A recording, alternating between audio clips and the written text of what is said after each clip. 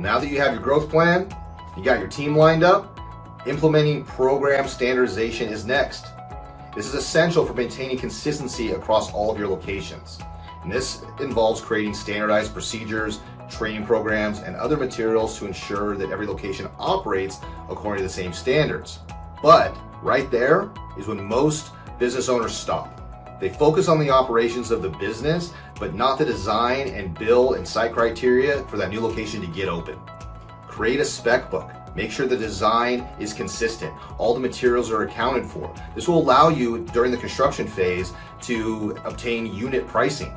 You'll be able to know if you're going to open a new location, how long it's going to take, what it's going to cost, all the materials that are going into it, your FF&E package, and everything is the same.